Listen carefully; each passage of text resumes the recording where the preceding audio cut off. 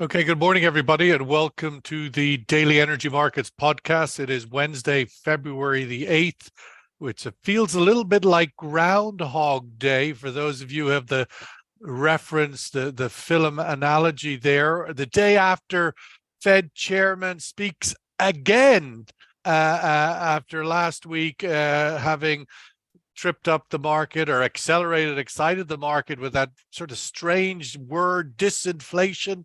Something's going up but going down at the same time. We've got here again yesterday, disinflating everybody and sending the markets into euphoria once again. A very strange, somewhat, it looks to me in ways maybe the Fed is losing the plot here as the sort of white knuckle grip kind of holds on to some sort of direction. Victor Yang, good morning. We have oil prices trading up above $83 a barrel here. Very positive move yesterday. Of course, Victor, senior analyst at JLC Network Technology, sitting in Guangzhou, China. Victor, oil markets moving up on some optimism that China is coming back quicker than maybe the pessimists have. Your thoughts, how does it feel in Guangzhou? Is all and everything back to normal? Well, good morning, Sean. Good morning, everyone. Yes, well, basically it's like the pandemic now, and the travel consumption is all rolling back. And in the past, when plans and infrastructure projects kick off after the Chinese New Year, it was gradual. After the Lantern Festival, I mean, the last day, which was considered to be the Chinese New Year. But it was quite different this year. They were eager to kick off construction very fast before the Lantern Festival. And cities, province, and regions announced these plans and announced the ceremony for large projects just after the public holiday for the Chinese New Year. But may I ask you, Victor, yes, what is there left to build in China? I mean, you already have more roads you can go to Mars. You have more trains than you can go to the moon. The fastest trains. You've got 60 to 90 million empty apartments across the country. I mean, what more is there to build? Well, that's a good question. And for example, on high-speed train, the country is still planning to build more. And say in Song'an district in Hebei province, the government is building a whole new, something like a city, a very large city, mega city, to move people out of Beijing into the Song'an district in Hebei province. So it's also a very large project. And there are also large projects on new energy and the upgrading project for the industry. So there is still a lot to be built, yes. Matt Stanley, welcome back to the table. Of course, Matt now partnerships lead Middle East for Kepler. Matt, your thoughts on I mean, we've seen this sort of yo-yo of the last month. Started the year $80 Brent, went through January up to early 90 and then faded away again and ended early February with Brent below 80 last Friday. And now we're kind of coming back up again. Are you a believer in the China's backstory? Morning, Sean. I don't know. I think what will drive price. I don't know. Yeah, I don't look. I work for There's a proper two great words together. That's like saying, is Arsenal going to win the league? Yeah, I don't know. Come on, Matt. Yeah, no. I think it depends what your view is on what is driving prices. I mean, mainly this year has been a wait and see, as we know. China demand coming back is obviously a very good story for Brent, which I think has kept it above 80. Whether China demand alone will be enough to push it up to triple digits, I don't think so. I think, cohesion among the OPEC group is good. We saw that with the call between Putin and MBS last week before the OPEC meeting. I think what everyone is going to look at first and foremost is what happens with supply and what happens with Russian crude. If China have been buying a lot of that material. If they continue, the ESPO, the Siberian pipeline, if they continue to load cargoes out of there, then Chinese demand, is not going to give that boost to say a Saudi Arabia or a US crude. So it should keep prices in check for a while. I mean, range bound it has been, but if you're an OPEC producer, between $80 and $85 a barrel, job done, move on. Job done, move on. Well, certainly keep your head below the parapet, I'd say, is kind of it seems so far, the 2023 strategy of OPEC Plus. Stay out of the news. Tom Walsh, doctoral research student at Durham University. It's one thing, Tom, we've spent all of 2022 talking about, obviously a massive war in Central Europe with Russia's invasion of Ukraine, but we spent much of the year also talking about the rehabilitation, supposedly, of the Iran nuclear agreement. Of course, that has spectacularly collapsed in the sort of embers of the uprising we saw in Iran through the last weeks of last year. Where is the geopolitical backdrop at the moment, do you think, Tom, that the oil markets seem to be completely ignoring? At $80 Brent, there's clearly no geopolitical premium in the price anymore.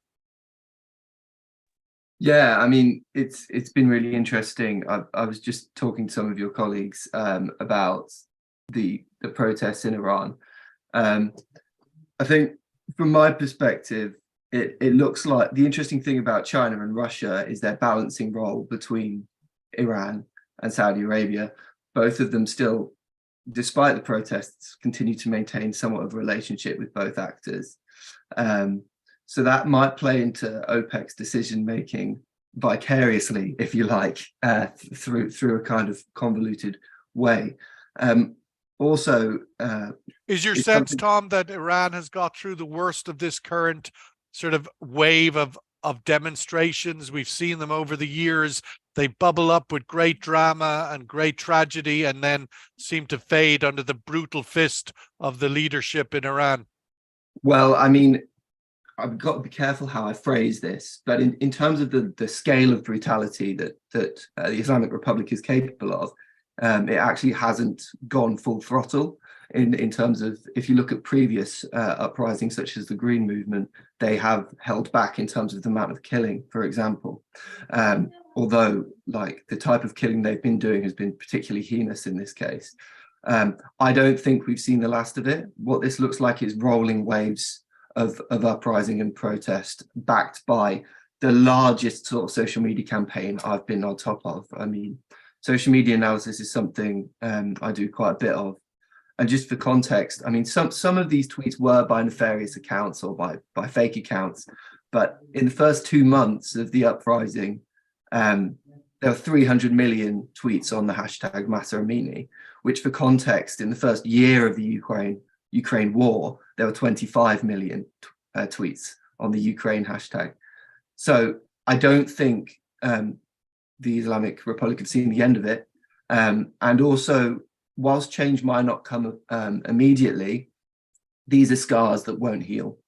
You're looking at a country where I think the turnout in the election in 2021 was below 50%. And by the way, a lot of those people who turned up spoiled their ballot. So I don't think it's seen the end of it. And I think change will come, but it may take decades. Oh, wow. It's already been decades. Victor Yang, Victor, I wanted to get your thoughts on where is demand outlook for China. That seems to be the biggest question in the global oil markets. Not so much what's Jay Powell going to do or not do next, but where is China going in its oil demand? And firstly, let's get your reaction to Saudi Arabia raising its official selling price for crude deliveries in March. Will China take that? Will that be too much, too expensive, or will they buy? Well, they would compare the prices for sure. And say in January, the country actually increased the purchase from Russia.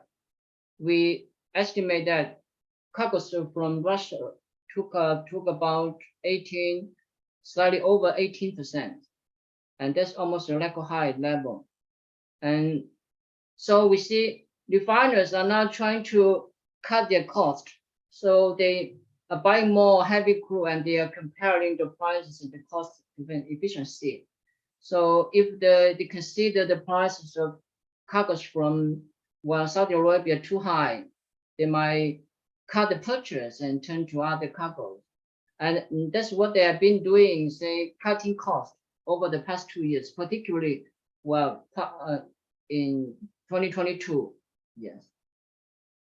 But Victor, on the sort of strategy of Chinese oil consumption and oil imports, we've seen the obviously imports a plateau at around 10 million barrels a day average in the fourth quarter. What's your outlook for the first quarter into the second quarter?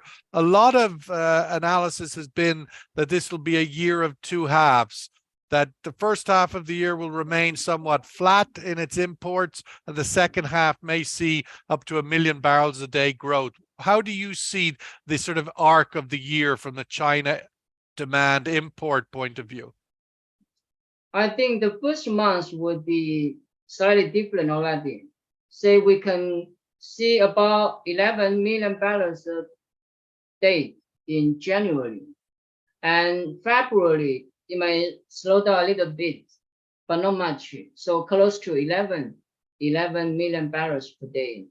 So on average, this level is slightly above the fourth quarter. But we expect to see a slight drop in the second quarter because of peaking refinery maintenance in state-owned refineries. A lot of refineries begin in late March, and then in April, May will peak. So we see a drop in the second quarter and then rebound in the third quarter. Yes. And what about the same, just Victor, to stay with you on this point, what about this cycle then for exports of products? Because of course, China has been exporting a lot of products in the fourth quarter and helping the global balance as we see now the embargo on Russia. Will China continue to export a lot of products? What's your outlook for that? Well, in the first quarter, it will slash gasoline exports because of very fast recovering domestic demand. And for state-owned companies such as Sinopec, the export margins are very bad for gasoline, but it's quite remarkable for diesel. So these exports will remain quite high, but they would probably slash gasoline exports to about, say, in January to about 600,000 metric tons, and then lower in February because of bad margins and growing domestic demand. So this would continue through the first quarter because of the maintenance to start in March. But jet fuel exports and these exports will remain quite high in the first quarter because of abundant quotas at the beginning of the year. And domestic demand is not so strong yet. I mean, for diesel, is still yet to be fully recovered because of it's now seasonally down now in China for diesel. And so we will see quite different changes in gasoline and these exports. In the last quarter, it was much larger diesel exports too. And gasoline exports also surged, but this time, gasoline exports will plunge. Yes.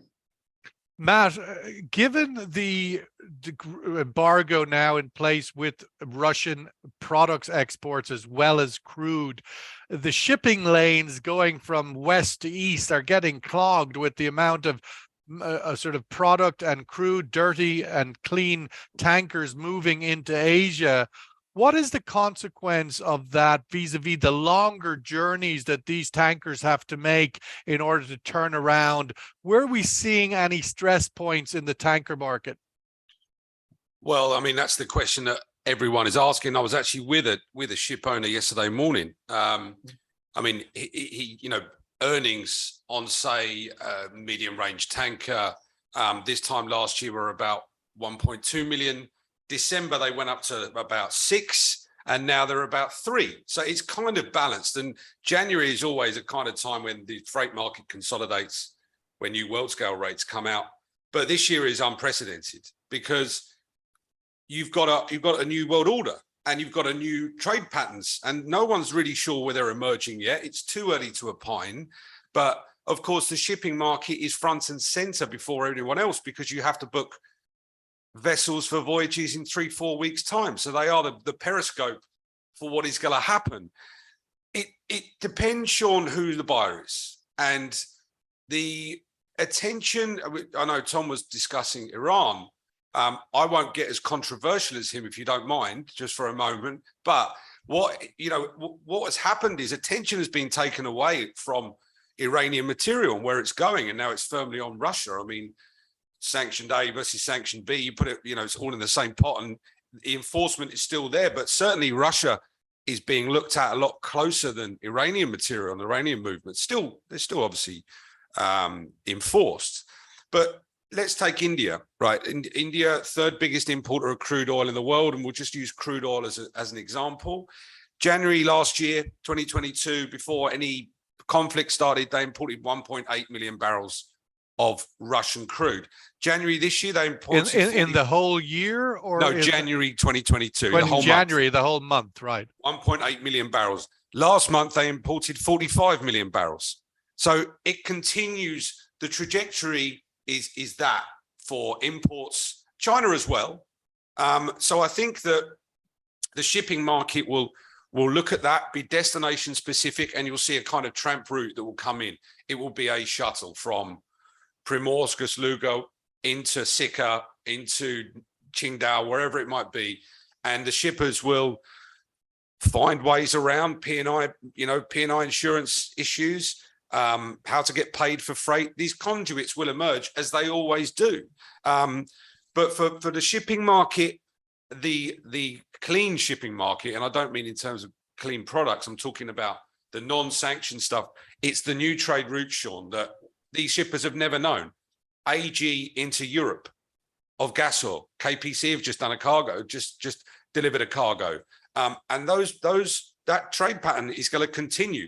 That changes the whole trade infrastructure. And you wonder how, in the sense of price discovery. Yes. I mean, obviously, go ahead on that point. No. Sorry to interrupt you, but that's exactly where I was going with that. And I was at a conference with our friends at Argus last week, and the market, especially within this region, with the new refining dynamics that are coming up in Kuwait and Oman soon, in Duqm and Jizan in the Red Sea. This market has always wanted to have its own price benchmark. I've sat down with you and we have discussed it. You have had sessions in the breakout sessions in your conference in Fujairah about this very subject. What you're seeing now is a movement away from the AG, Arab Gulf, Persian Gulf, moving away from looking over its shoulder in Singapore and what's happening there to being its own price benchmark. Because cargoes from here can go east and they can go west. And the demand is certainly coming in from the west, which is a massive shift in thought process. So the market needs to get together, and there's not a winner out of this conflict. But if it can find some individuality, its own price discovery, it's a great opportunity for this region.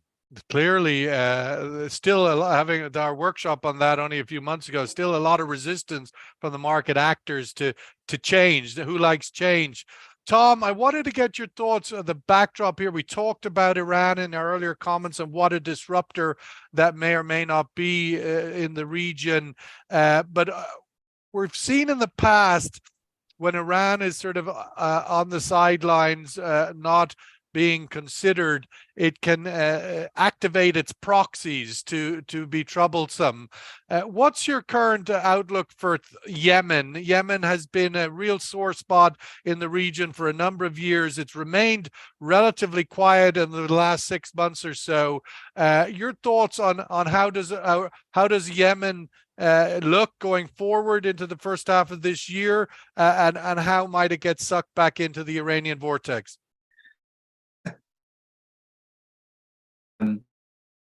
you're right. I think things have really cooled off in terms of militarism over the last 6 months. There have been very few airstrikes, especially from the Saudi side, which makes a change. But the outlook is starting to look like all parties are pushing for some kind of peace settlement. I suppose the biggest stickler we've had for years is the incompatibility of demands on both sides and the unwillingness of the Houthis to budge on a number of things. Now, I've spoken before on the podcast about Iranian involvement. I always see Iranian involvement in Yemen as somewhat of a type of trolling, because it costs them very little in material and in money compared to Saudi Arabia, and it is a really good way to sort of increase insecurity in the Sunni Gulf states, especially in Saudi Arabia. So your screen has just started flashing, Sean. Yeah, I think it's just gone. Okay, so I've lost my train of thought completely. You were just saying about the Iranians trolling the opportunity of stirring things up in Yemen. Yeah, absolutely. And I suppose calling the Houthis a proxy sort of diminishes a little bit the specificity of their role in antagonizing Saudi Arabia. You know, the Iranians see them in that utility, and that utility primarily. It keeps the Saudis distracted, and it creates one level of insecurity for that Saudi regime, especially at a time when Iran is facing domestic, regional, and international pressure. So I think we can expect them to stimulate those proxies even more in the coming months. In short, in terms of peace in Yemen, the right things are being said, but I mean, I've been covering the war since it started, and it's been 8 years, and every time there's talk of peace, things ultimately descend again. So, like a great political analyst, I will say I'd be wrong if I'd said for sure that I thought there would be an actual peace settlement, but it is very good, and that there is the ceasefire technically doesn't exist anymore, but there's been very little in the way of violence. And in terms of Iran, just finally, there was a shipment intercepted, I think by the French, heading for Yemen a few days ago, a weapon shipment. So that might be some evidence of what you were talking of, Sean, of just further just trolling and raising anxieties on that Saudi border. Let's get the survey question, which sort of addresses the what I started my conversation with this morning, which is about the Fed. Powell has spoken again, and the reaction from the market seemed to be considering him relatively dovish. But is the Fed forward guidance bullish or bearish for the oil markets? Bullish or bearish? The Fed position at this point. He's talking, although the market doesn't seem to want to listen, but could keep signaling that there's going to be more rate rises, that this is going to be a long haul to control inflation. The market keeps hearing inflation is coming down, even they ignore the long haul and the higher rates part. But nonetheless, it seems more rates for longer from the Fed. At least that's what they're saying, even if the market's ignoring it. Victor, of course, a big part of this inflation story is going to be where China goes in the context of China reopening, China consuming a lot of energy and commodities and sort of inflating again the whole price of the commodity architecture. You are living now very close to Hong Kong. From the point of view of the back to normal, people traveling, people consuming, you've saved so much money during COVID, Victor, I'm sure that you just want to go out and buy a Mercedes. I mean, how is the consumption outlook, do you think, for you and your friends, and spending and getting back to life? Well, I think people are assuming confidence in the future. Say last year, people saved more, according to the Central Bank of China. And now they are willing to spend more, including traveling abroad too. And say, but for many industries, many companies, they still had a hard time and they need to get back on their feet. So it doesn't mean that things will be straight away back to normal yet. So this will take some time to be fully back on track. But I believe it's getting much better than last year. And just on the question of gas consumption, LNG in particular, of course, Europe has had a very stressful 2022, but it was made much less stressful because China was out of the LNG market. As Europe moved away from pipeline to LNG, it was only really possible because China stepped back from the LNG market in 2022. What is the outlook in 2023 for China stepping back into the LNG market and competing with Europe for those precious cargoes? Well, a lot of cargoes were actually resold to Europe by Chinese companies in 2022. And a lot of end users in China switched back to the consumption of other energy, say like LPG, when LNG gases or natural gas were too high. So they can switch between, gas and other energy. So if these prices of, the price of gas are still too high in 2023, they can still cut consumption of LNG and gas. So this will mean that, China may not actually boost its LNG imports so much. Actually, in 2022, it cut its imports the first time in 7 years. And we do not see a very large rebound yet in this year if the prices are too high. So they will be price sensitive to re-engaging the LNG markets. Yes. Matt, last word to you. Reuters are reporting, and we'll bring up the survey result, that we're seeing the Fed forward guidance is bullish for the energy markets. Matt, the sort of fundamentals of this market, we saw last year a very serious drawdown in inventories, particularly strategic petroleum inventories, but also commercial. China now seems to have rebuilt its inventory stock, but we're seeing in the US some sort of inconsistent information as to whether crude oil inventories are building there or not. How important are the fundamentals in this market at this time, or are they completely irrelevant, like spare capacity, like inventories, which sort of were the pillar of the market guidance in previous cycles? No, I think that's a good question. I think, if you look at the fundamentals on China, and your question just to Victor on gas, spot LNG prices came down to their pre-Ukraine conflict levels yesterday. Demand isn't there. Asian buyers are lowering their targets. They're at the moment, and this is addressing your question, and in the prism of global energy security. At the moment, everything is okay.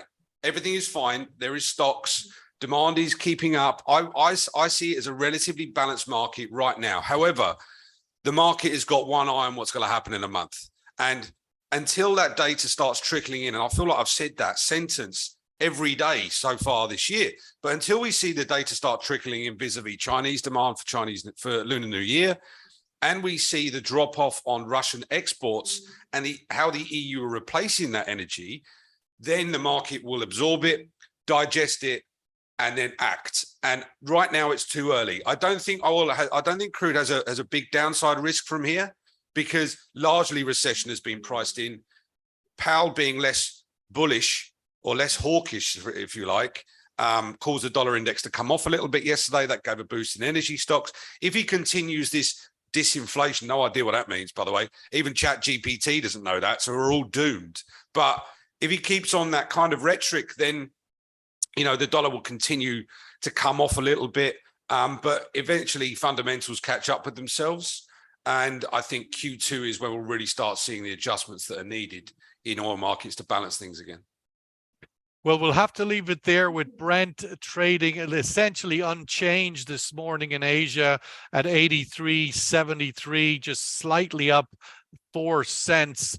Looking for direction, I think the sort of Powell commentary has kind of given everybody, you know, love is in the eye of the beholder. I love that bit and I'll totally ignore all these other bits, or I love these bits and I'll totally ignore all these other bits because that's what gets me through the day. We'll have to see what reality is at the end of the day. And clearly the fundamentals, you would say, inflation is still at levels that are untenable for central bankers, and they will have to continue to fight it in order to maintain credibility as well as stable financial fiscal outlook. So let's see where that goes in the coming weeks. And of course, as we march closer to the first anniversary of Russia's invasion of Ukraine, we have to be mindful of what that might bring, which with all of the sort of build up as military resources around that geography in recent weeks, and the outlook being somewhat concerning, that could be in some ways a black swan. Why would it be black if it's so obvious? But nonetheless, everybody seems to be looking away from there at the moment and somewhat euphoric on the disinflation, drunk on disinflation. We'll leave it there. Thank you very much, as always, Matt Stanley in Dubai, Victor Yang in China, and Tom Walsh in the lovely leafy Durham University in the north of England. All the best. We catch up every morning, 10:30 UAE time. Cheers. Cheers, guys. Yeah. Thank you. Thank you.